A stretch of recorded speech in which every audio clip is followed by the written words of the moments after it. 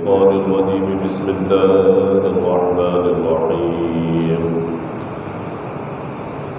اللهم رب اشرح لي صدري ويسر لي أمري واحلل عقدة من لساني يفقهوا قولي واجعل لي وزيرا من أهلي اللهم رب زدنا علما نافعا إن الله وملائكته يصلون على النبي يا أيها الذين آمنوا صلوا عليه وسلموا تسليما اللهم صل على سيدنا ومولانا محمد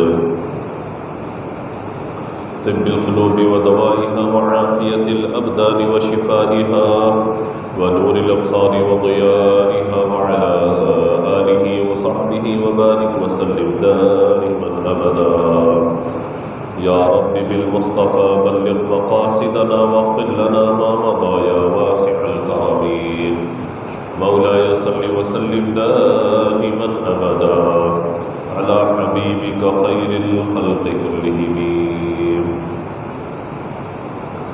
حمد و صلاۃ کے بعد نبی مکرم علیہ السلام کے اہل بیت اطہار کا ذکر چل رہا ہے۔ اسی ماہ مبارک میں حضرت سیدنا امام زین العابدین رضی اللہ تعالیٰ عنہ کا یوم مبارک بھی ہے۔ اسی مناسبت سے ہم سیدنا امام زین العابدین رضی اللہ تعالیٰ عنہ کا ذکر خیر آج کریں گے انشاءاللہ۔ اللہ تعالیٰ ان کے ذکر کی برکتیں ہم سب کو عطا فرمائے۔ حضرت سیدنا امام حسین رضی اللہ تعالیٰ عنہ کے 3 صاحبزادے ہوئے۔ آپ نے تینوں کا نام علی رکھا ہے۔ ان کی پہچان کے لیے پھر بڑے کا نام علی اکبر ہوا اور جو درمیانے ہیں ان کا نام علی اوسط ہوا اور جو عمر میں سب سے کم تھے ان کا نام علی اصغر ہوا۔ تینوں کا نام آپ نے اپنے والد محترم کے نام پر رکھا تھا۔ علی اکبر یہ میدان کربلا میں شہید ہوئے۔ علی اصغر یہ بھی 6 ماہ کے تھے جب میدان کربلا میں ان کی شہادت ہوئی۔ حضرت علی اوسط جن کا لقب زین العابدین ہے یہ میدان کربلا میں موجود تو تھے مگر بیمار تھے اور شدید ترین بیمار تھے،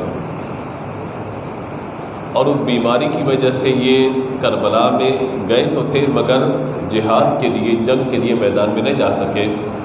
اسی وجہ سے یہ محفوظ رہے، بچ گئے، اور اس کے بعد میدان کربلا کی تاریخ اور جو آپ کو دیکھا حال تھا وہ سارا کا سارا آپ نے پھر آگے جا کر لوگوں کے سامنے ذکر فرمایا اور بیان فرمایا۔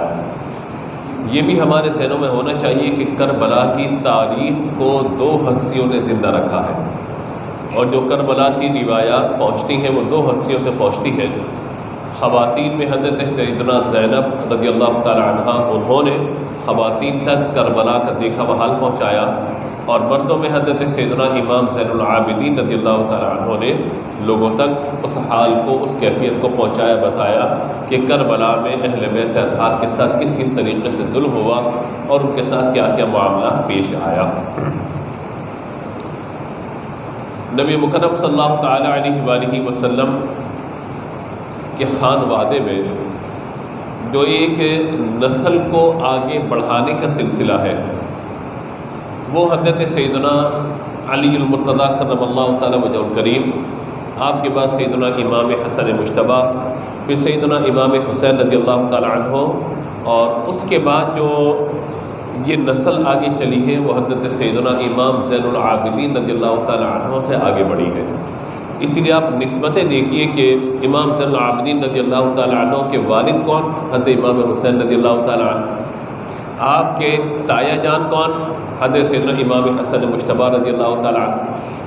اور پھر اگر آگے ہم بڑھتے ہیں تو آپ کے والد محترم کون؟ یعنی ان کے امام حسن کے والد محترم کون؟ حضرت علی المرتضیٰ، یعنی دادا جان حضرت علی المرتضیٰ شیر خدا کرم اللہ تعالی وجہ الکریم۔ اور پھر آگے جو نسبت جا کے پہنچتی ہے وہ پیارے آقا صلی اللہ تعالی علیہ وآلہ وسلم تک پہنچتی ہے۔ تو یہ نسبتوں کا حسین کہکشاں ہے کہ جو آپ کو فیض پہنچا رہا ہے امام زین العابدین رضی اللہ تعالیٰ عنہ کو۔ اور پھر ہم اگر آپ کی اولاد مبارکہ کو دیکھتے ہیں تو آپ کی اولاد مبارکہ میں حضرت سیدنا امام محمد باقر رضی اللہ تعالیٰ عنہ، اس کے بعد سیدنا امام جعفر صادق رضی اللہ تعالیٰ عنہ ہے، پھر ان کے صاحبزادے حضرت امام موسیٰ کاظم رضی اللہ تعالیٰ عنہ ہے۔ تو آپ دیکھیے کہ ہر طرف سے یہ کہکشاؤں کی جو نسبت ہے، جو نسبتوں کی کہکشاں ہے، وہ ہر طرف آپ کو فیض پہنچاتی ہوئی نظر آ رہی ہے۔ امام زین العابدین رضی اللہ تعالیٰ عنہ کا معاملہ یہ ہے کہ اللہ تبارک و تعالیٰ نے آپ کو بے شمار خوبیوں سے اور بے شمار برکتوں سے نوازا۔ حضرت علی المرتضیٰ کرم اللہ تعالیٰ وجہ الکریم کی شہادت ہوتی ہے 40 ہجری میں، جب آپ کو شہید کیا جاتا ہے، اور آپ کی جو ولادت ہے امام زین العابدین رضی اللہ تعالیٰ عنہ کی وہ 68 ہجری کے اندر ہے، یعنی حضرت علی رضی اللہ تعالیٰ عنہ کی ظاہری حیات کے 2 سال بھی آپ نے ملاحظہ فرمایا اور دیکھے ہیں، اور یہ بھی کہا جاتا ہے کہ آپ حضرت علی رضی اللہ تعالیٰ عنہ کی گود میں آپ نے 2 سال تک پرورش پائی ہے، یہ بھی کہا جاتا ہے۔ اسی طریقے سے اپنے تایا جان حضرت سیدنا امام حسن مجتبیٰ رضی اللہ تعالیٰ عنہ، ان کی حیات میں آپ 9 سال تک موجود رہے، یہ 9 سال تک آپ نے اپنے تایا جان کی پرورش پائی ہے۔ اور اہل سنت کے یہاں مشہور روایات کے مطابق، دیکھیں تاریخی اختلاف، تاریخی حوالوں میں اختلاف ہوتا رہتا ہے، لیکن اہل سنت کے یہاں جو حضرت امام حسن مجتبیٰ رضی اللہ تعالیٰ عنہ کا یوم شہادت، یوم وصال ہے، وہ ہمارے یہاں 5 ربیع الاول ہے، اور دیگر مکاتب فکر کے یہاں وہ 28 صفر کو جو ہے وہ حضرت امام حسن مجتبیٰ رضی اللہ تعالیٰ عنہ کا یوم شہادت، یوم وصال جو ہے وہ ذکر کرتے ہیں۔ تاریخی اختلاف ہے، ورنہ 28 کو ذکر کیا جائے یا 5 ربیع الاول کو ذکر کیا جائے، مقصود ان حضرات کی برکتیں اور ان کی نسبتوں کا فیض حاصل کرنا ہی ہوتا ہے۔ لیکن ہمیں اپنی اہل سنت کی تاریخ کو اپنے ذہن میں ضرور رکھنا چاہیے۔ اسی پر میں ایک بات اور عرض کروں، یہ ہم نے ماہ محرم میں بھی بات عرض کی تھی آپ کو، یعنی ماہ محرم کے آغاز میں، کہ آج ایک شوشے چھوڑا جاتا ہے، وہ شوشے ہی چھوڑا جاتا ہے کہ حضرت عمر فاروق اعظم رضی اللہ تعالیٰ عنہ کا یوم شہادت جو ہے وہ 1 صفر نہیں ہے۔ یہ شوشے چھوڑا جاتا ہے، سوشل میڈیا پہ بحث ہو رہی ہوتی ہے۔ ایک تو سب سے یہ موبائل جب سے ہاتھ میں آئے نا، ہر بندہ مؤرخ بن گیا، ہر بندہ سیرت نگار بن گیا، ہر بندہ جو ہے وہ پاکستان کی ہسٹری لکھنے والا بن گیا، ہر بندہ تاریخ اسلام لکھنے والا بن گیا، اور وہ کہتے ہیں کہ جب سے پوسٹ آگے بس میں اٹھاؤں وہ ڈال دوں اور میں جو بات کہہ رہا ہوں وہ درست ہے۔ حالانکہ تاریخی اختلافات ہوتے ہیں، تاریخی اختلافات ہوتے ہیں، لیکن یہ ہوتا ہے کہ اکثریت کس طرف چلی گئی ہے، امت کا اجماع کس پر ہو گیا ہے، اکثر لوگ کس جانب میں وہ چلے گئے ہیں۔ جیسے فتح مکہ کی تاریخ ہمارے یہاں جو سیرت نگار میں لکھا ہے وہ 20 رمضان لکھا ہے کہ 20 رمضان کو فتح مکہ ہوا تھا، اور 20 رمضان کو ہی جو ہے فتح مکہ کا جو ہے وہ دن جو ہے وہ منایا جاتا ہے۔ لیکن بعض لوگ کہتے ہیں نہیں جناب وہ تو 18 رمضان تھا، 18 رمضان تھا۔ لیکن ہم نے کہا بھائی اکثریت کس جانب ہے، امت کی اکثریت اس جانب ہے کہ، اور مورخین اکثر جب لکھتے ہیں یعنی اگر 90% ایک طرف ہے، 10% ایک طرف ہے، تو اکثریت کی بات کو قبول کیا جائے گا۔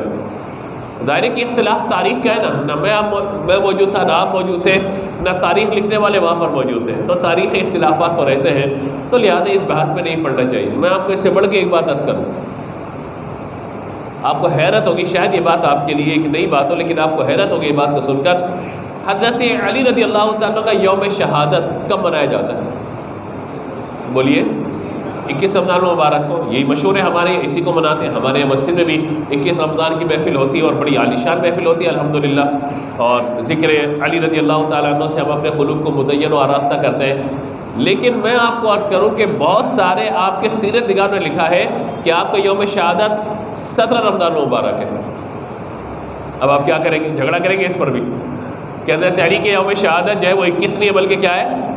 بولیے 17۔ میں آپ کو بڑے بڑے حوالے دے سکتا ہوں یہاں پہ بیٹھ کے، لیکن چونکہ ہمارا موضوع بحث کرنا نہیں ہے، میں تاریخی حوالے سے آپ کو بتا رہا ہوں کہ اختلافات رہتے ہیں تاریخ میں اختلافات رہتے ہیں، تو لہذا اس کو وجہ نزاع نہیں بنانا چاہیے، بلکہ ہونا یہ چاہیے کہ حضرت سیدنا علی المرتضیٰ کرم اللہ تعالیٰ وجہ الکریم کے یوم شہادت پر امت کی اکثریت 21 رمضان پر آ گئی ہے، تو 21 رمضان کو ذکر خیر کر دیں۔ اگر کوئی 17 کو کرنا چاہتے ہیں 17 کو کرتا رہے. ہم تو یہ کہتے ہیں کہ بھائی 17 سے شروع کر کے 21 تک آپ لے کے چلیں گے, ہمیں کیا پریشانی ہے, ہمیں تو خوشی ہوگی جتنا ذکر علی ہوگا. تو یہ بات سمجھنے کی ہے کہ تاریخی حوالوں میں اختلافات رہتے ہیں, لیکن ان اختلافات کو اپنی ذات اپنا ذاتی مسئلہ نہیں بنانا چاہیے. تو حضرت سیدنا امام حسن مجتبی رضی اللہ تعالیٰ عنہ کے جو یوم وصال ہے یا یوم شہادت ہے, اہل سنت کے یہاں وہ 5 ربیع الاول ہے, لیکن ہمارے یہاں بعض لوگ 28 صفر کو بھی مناتے ہیں. تو ٹھیک ہے, کوئی مسئلہ نہیں ہے اس میں, ایک ہفتے کا فرق ہے نا تاریخ کے حوالے سے, تو ایک ہفتہ پہلے ذکر کر لیں, ایک ہفتہ بعد ذکر کر لیں. مقصود یہ ہے کہ ان ہستیوں کا مبارک ایام میں جب بھی ذکر کیا جائے گا ان کی برکتیں ہی حاصل ہوں گی نا. میں تو اس سے بڑھ کے بات کرتا ہوں, تاریخی حوالوں کی. 12 ربیع الاول پہ مجھے بتائیے حضور کی ولادت پہ اختلاف ہے یا نہیں ہے؟ اختلاف ہے. بعض کہتے ہیں 8 ہے, بعض کہتے ہیں 9 ہے, بعض کہتے ہیں 12, بعض کہتے ہیں 17. لیکن امت کس طرف جمع ہو گئی یہ بتائیے ذرا. 12 ربیع الاول پہ جمع ہوگی نا, اور دنیا بھر میں 12 ربیع الاول کو حضور کا یوم ولادت منایا جاتا ہے. تو جھگڑا کس بات کا ہے بھائی؟ ہم تو بہت آسان سی بات کرتے ہیں, کہتے ہیں بھائی 8 کو مناؤ, ایک کہتے ہیں نہیں یہ 12 کو مناؤ. میں کہتا ہوں 8 کو بھی منا لو, 12 کو بھی منا لو, ٹینشن کیا اس میں؟ ذکر میرے آقا علیہ الصلوۃ والسلام کا یہ نا, ایک امتی کے لیے اس سے بڑی سعادت اور کیا ہو سکتی ہے کہ اپنے آقا صلی اللہ تعالیٰ علیہ وآلہ وسلم کا ذکر خیر اسے کرنے اور سننے کا موقع مل جائے. ہمارے یہاں تو یہ ہے کہ پورا سال ذکر میلاد مصطفیٰ چلتا رہتا ہے, پورا سال ذکر مصطفیٰ ہوتا رہتا ہے. تو اس کو جھگڑے کی وجہ نہیں بنانا چاہیے, کیونکہ یہ وہ ہستیاں ہیں جو امت کو توڑنے والی, تقسیم کرنے والی نہیں ہے, بلکہ یہ ہستیاں امت کو ایک جگہ جمع کرنے والی ہے, امت کو جوڑنے والی ہے. تو لہٰذا ان چیزوں کو ذہن میں رکھنا چاہیے. اب آئیے آگے کی جانب. حضرت سیدنا امام زین العابدین رضی اللہ تعالیٰ عنہ میدان کربلا میں جب موجود ہیں تو آپ کی عمر مبارکہ علماء نے لکھا کہ اس وقت 22 برس ہے, اور مردوں میں فقط آپ ہی قیدی بنائے گئے. باقی جتنے مرد تھے ان سب کو شہید کر دیا گیا, بچوں کو شہید کر دیا گیا, اور آپ کو قیدی بنا لیا گیا. اور پھر آپ وہاں سے واپس جو قافلہ روانہ ہوا ہے, اور آپ پھر مدینہ منورہ تشریف لائے ہیں. امام زین العابدین رضی اللہ تعالیٰ عنہ کے حوالے سے ایک بات اور آپ اپنے ذہن میں رکھیے, آپ کا لقب ہے سجاد, اس لیے آپ کو سید سجاد بھی کہا جاتا ہے. سجاد اس اعتبار سے کہ آپ کثرت سے سجدے کیا کرتے تھے. میرے نام آپ کے آپ نے ذکر کیا, امام حسین رضی اللہ تعالیٰ کے تینوں بیٹوں کا نام علی ہے, تینوں کا نام, بڑے کا نام علی ہوا, ان کو اکبر کہہ دیا گیا. جو درمیان میں ہیں علی, جن کو امام زین العابدین کہتے ہیں, ان کا لقب علی اوسط ہو گیا, یہ درمیان والے. اور جو شیر خوار تھے ان کا لقب جو ہے وہ علی اصغر ہو گیا. تینوں علی. میں کہتا ہوں, میں بہت ساری تاریخیں ہم نے پڑھی, کتابیں پڑھی ہے, ایسا ہوتا ہے کہ بندہ جو ہے وہ اپنے باپ کے نام پر اپنے بچے کا نام رکھ دیتا ہے, بھائی مجھے باپ کی یاد آتی رہے, یا دادا کی یاد آتی رہے, یا ماموں کے نام پہ, نانا کے نام پر. لیکن تینوں بچوں کا نام اپنے والد کے نام پہ رکھنا یہ خاصت عادت امام حسین رضی اللہ تعالیٰ عنہ کا. آپ کی والد محترم سے محبت دیکھیے کہ تینوں بچوں کا نام آپ نے علی رکھا ہے, اور لیکن پہچان کے لیے بھئی یہ کون سے علی, یہ علی اکبر ہے بڑے والے, یہ کون ہے, یہ علی اصغر ہے, یہ کون ہے, یہ علی اوسط ہے. لہذا اس اعتبار سے آپ دیکھیے آپ کو تاریخ میں کوئی ایسے والد نہیں ملیں گے جنہوں نے اپنی اولاد کا نام اپنے والد کے نام پہ رکھا ہو. ایک آدھ بچے کا نام تو ہو سکتا ہے مل جائے, لیکن سارے بچوں کا نام ان کے نام پہ رکھا ہو, ایسا آپ کو کبھی بھی بولیے نہیں ملے گا. یہ آپ کی دیگر اولادیں بھی تھیں, لیکن جو ہم ذکر کر لیں سیدہ شہربانو رضی اللہ تعالیٰ عنہا کی اولاد کے حوالے سے, وہ میں آپ کو ذکر کر رہا ہوں. اور یہ نوشیروان جو بادشاہ تھا ایران کا, اس کی بیٹی تھی. اور جب یہ قیدیوں میں آئی تھی نا, جب ایران فتح ہوا تھا, تو اس وقت حضرت عمر فاروق اعظم رضی اللہ تعالیٰ کا دور خلافت تھا. جب یہ سارا معاملہ آپ کے سامنے آیا تو آپ نے فرمایا کہ یہ کو نے کہا یہ بادشاہ کی بیٹی ہے. فرمایا اچھا شہزادی ہے, کیا فرمایا بولیے ذرا, شہزادی ہے, بادشاہ کی بیٹی شہزادی ہے. لوگوں نے کہا جی, کہا ٹھیک ہے بھی شہزادی کا نکاح تو ہم شہزادے سے کریں گے, شہزادی کا نکاح ہم شہزادے سے کریں گے.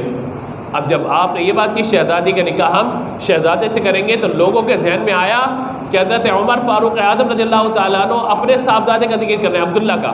کچھ دیر کے بعد آپ نے فرمایا بھائی حضرت امام حسین کو بلا کے لے کر آئیے. حضرت امام حسین تشریف لائے, حضرت علی وہاں موجود ہیں. کہا اے علی میں چاہتا ہوں کہ ہم اس شہزادی کا نکاح اپنے شہزادے سے کر دیں, امام حسین رضی اللہ تعالیٰ عنہ سے. جب آپ نے حضرت امام حسین رضی اللہ تعالیٰ عنہ سے نکاح کیا اور نکاح کرنے کے ساتھ ساتھ نکاح بھی آپ نے پڑھایا، اور اس کے بعد اللہ تبارک و تعالی نے ان کے بطن سے حضرت سیدنا امام زین العابدین رضی اللہ تعالیٰ عنہ جیسا شہزادہ تولد فرمایا، عطا فرمایا آپ کو۔ تو میں کہتا ہوں کہ آج جو حضرت عمر فاروق اعظم رضی اللہ تعالیٰ عنہ پر بات کرتے ہیں، میں کہتا ہوں انہیں احسان مند ہونا چاہیے حضرت عمر فاروق اعظم رضی اللہ تعالیٰ عنہ کا، کیونکہ امام حسین رضی اللہ تعالیٰ کی نسل جو آگے چلی ہے وہ امام زین العابدین سے چلی ہے، اور امام زین العابدین جو ہے وہ صاحبزادے سیدہ شہر بانو کے، اور سیدہ شہر بانو حضرت امام حسین کی زوجہ ہے، اور ان کا نکاح حضرت عمر نے پڑھایا تھا۔ اسی لیے امت کو احسان مند ہونا چاہیے حضرت عمر کا کہ اگر وہ نکاح نہ ہوتا امت کو امام زین العابدین کبھی نہ ملتے۔ یہ حضرت عمر فاروق اعظم کا احسان ہے کہ ان لوگوں پر جو حضرت عمر پہ تبرہ کرنے کی بات کرتے ہیں، میں کہتا ہوں آپ تو شکر کے سجدے ادا کیجئے کہ حضرت امام زین العابدین رضی اللہ تعالیٰ عنہ کی والدہ حضرت امام حسین کے نکاح میں اگر آئی ہے تو اس کی وجہ حضرت عمر فاروق اعظم رضی اللہ تعالیٰ عنہ ہے۔ تو لہذا اس اعتبار سے بھی آپ کا لوگوں کو شکر گزار ہونا چاہیے۔ اسی طرح آپ کا ایک لقب زین العابدین بھی ہے، یہ آپ کا نام نہیں ہے، سجاد یہ بھی آپ کا نام نہیں ہے، زین العابدین یہ بھی آپ کا نام نہیں ہے، لیکن اندازہ لگائیے کہ اللہ تعالیٰ نے آپ کو اس لقب سے بہت زیادہ شہرت عطا فرما دی، بہت زیادہ شہرت آپ کی ہو گئی اس لقب سے، اور اتنی شہرت ہو گئی ہے کہ اب لوگ آپ کا اصل نام نہیں جانتے بلکہ آپ کے لقب سے آپ کو پہچانتے ہیں۔ کون؟ امام زین العابدین۔ جب ذکر کیا جاتا ہے تو اندازہ ہو جاتا ہے، پتہ چل جاتا ہے کہ کس ہستی کا ذکر خیر یہاں پر کیا جا رہا ہے۔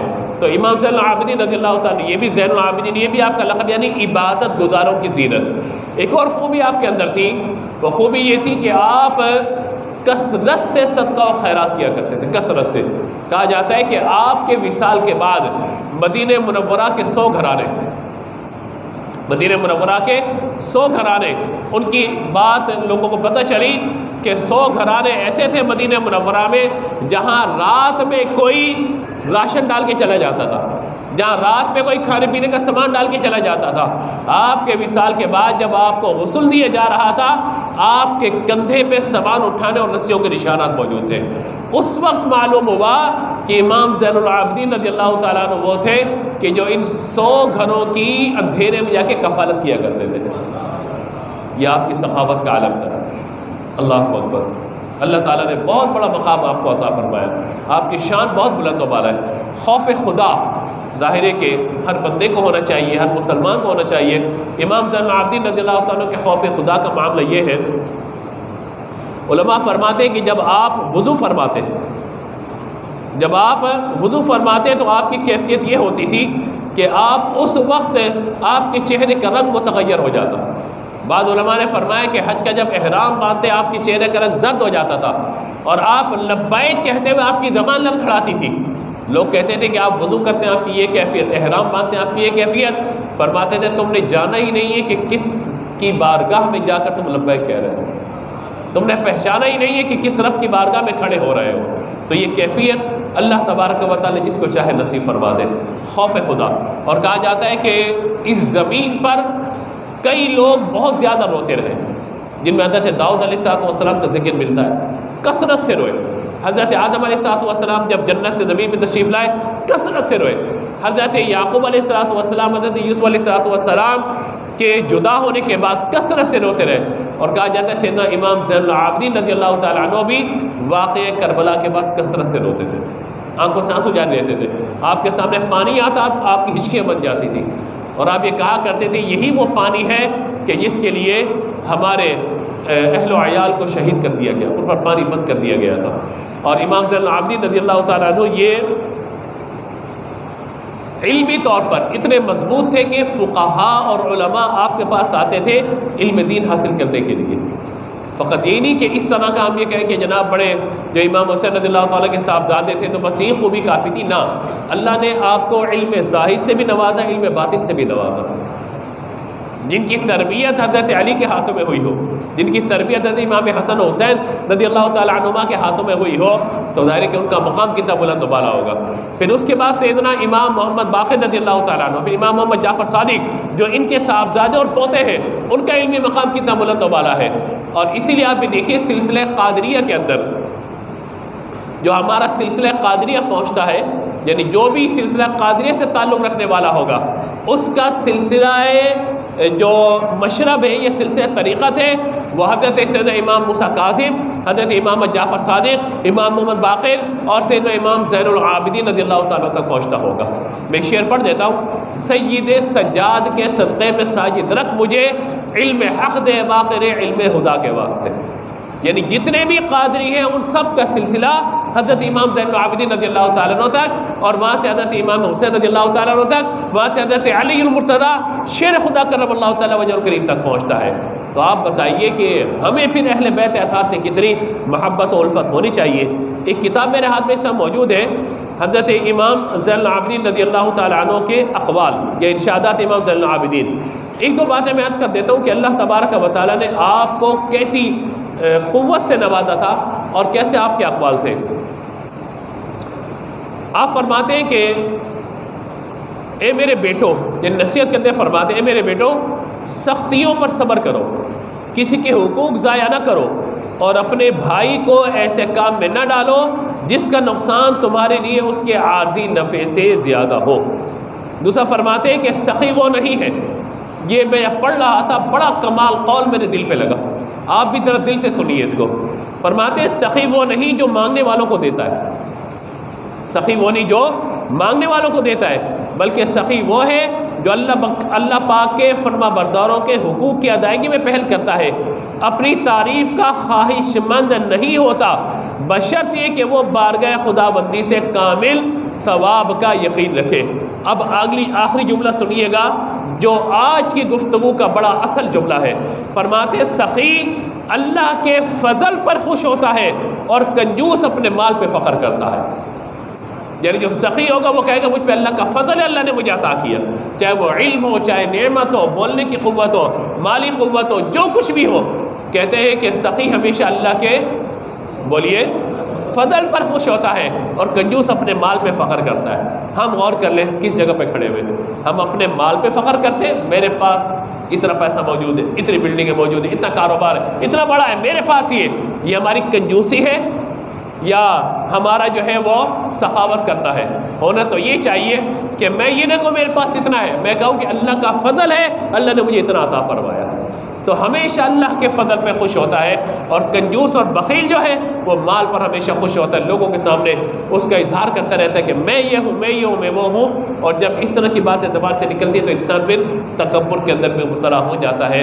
تو اہل بیت اطہار سے محبت ہمارے ایمان کا حصہ، اہل بیت اطہار سے محبت یہ امت پر واجب قرار دے دیا گیا، اور ان ہستیوں کا ذکر خیر کرنے کا مقصد یہی ہوتا ہے تاکہ ان ہستیوں کے جو اقوال ہیں، جو ان کی سیرت ہے، اسے ہم اقتتاب فیض کریں۔ کیسے ہو سکتا ہے کہ کوئی امام زین العابدین کا ماننے والا ہو، نمازیں چھوڑنے والا ہو؟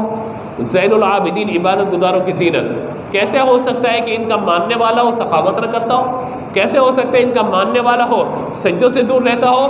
کیونکہ ان کا لقب ہی سید سجاد ہے، یعنی سجدہ گزاروں کے سردار ہیں، یہ سجدہ کرنے والوں کے۔ اللہ تعالیٰ نے بے شمار مقام و مرتبہ ان کو عطا فرمایا، اور ابھی کرنے کے لیے بہت ساری باتیں، لیکن میں یہی بات سمیٹ دیتا ہوں کہ ان ہستیوں کا ذکر کرنے کا سب سے بڑا فائدہ یہ ہوتا ہے کہ اہل بیت اطہار سے محبت میں مزید اضافہ ہوتا ہے۔ ہمیں اندازہ ہوتا ہے کہ یہ فقط ایسے ہی نہیں کہ جناب کسی کی نسبت مل گئی، بڑے باپ کی اولاد ہو گئے تو ٹھیک ہے نام بن گیا، نہ، ان کی اپنی محنتیں بہت زیادہ، نسبت اپنی جگہ پر، اپنی محنتیں، عبادت اور ریاضت اور علم دین کا اصول اور سکھانا، یہ سارا سلسلہ زندگی میں ان کے ساتھ رہا۔ ہم کیا کریں؟ علم دین حاصل کریں، ہم کیا کریں؟ سخاوت کو اپنا شعار بنائیں، ہم کیا کریں؟ عبادت گزاروں میں اپنا نام لکھوائیں، ہم کیا کریں؟ اپنی ذات سے دوسروں کو نفع پہنچانے کی کوشش کریں، اور ہم کیا کریں؟ اپنی ذات میں عاجزی پیدا کریں، ہر طرح کے تکبر کو اپنی ذات سے دور کریں۔ انشاءاللہ ان بزرگوں کی نسبت نصیب ہوگی۔ اللہ تعالیٰ مجھے اور آپ کو عمل کی توفیق عطا فرمائے۔ گفتگو میں کوئی غلطی ہوئی ہو اللہ کی بارگاہ میں معافی کا طلبگار ہو۔ آذان ہوگی، اس کے بعد سنت ادا فرمائے۔